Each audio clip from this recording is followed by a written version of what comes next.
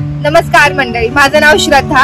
आज आपण आलो आहोत माझ्या जवळील स्वामी समर्थांच्या मठामध्ये, जो मुलुंड पूर्वमध्ये आहे। तर चला इथला अनुभव घेऊया।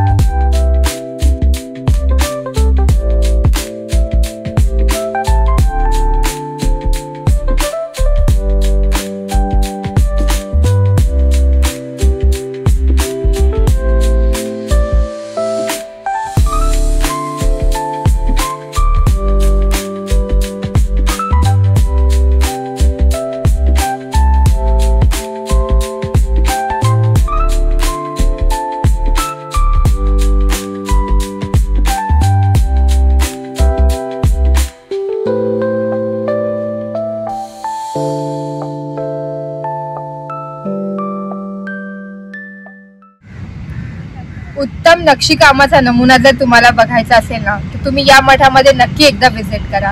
हा जो मठ आहे उत्तम नक्षीकामच म्हणता येईल।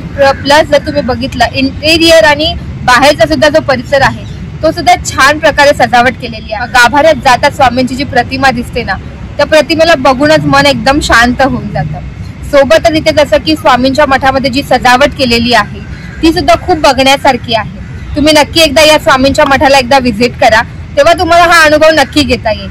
जसं की या मठाच्या समोर एक छान असा तलाव आहे, सोबतच बाजूला लहान मुलांना खेळण्यासाठी खूप मोठं असं गार्डन आहे, जिथे लहानांपासून मोठ्यांपर्यंत या निसर्गाचा अनुभव नक्कीच तुम्ही घेऊ शकता।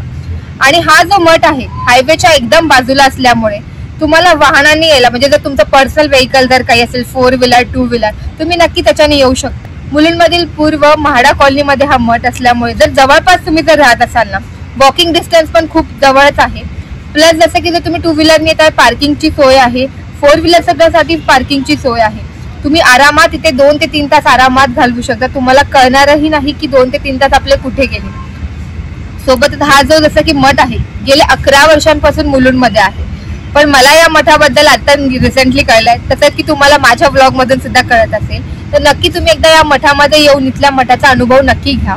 जर तुम्ही बाय ट्रेनने येणार असाल, मुलुंडला उतरायचंय तुम्हाला, मुलुंड ईस्टला म्हणजे मुलुंड पूर्वेला जरी तुम्ही वॉकिंग डिस्टन्स आहे मिनिमम 10 to 15 मिनिट्सचा, वॉकिंग सुद्धा येऊ शकता, बाय ऑटो सुद्धा येऊ शकता।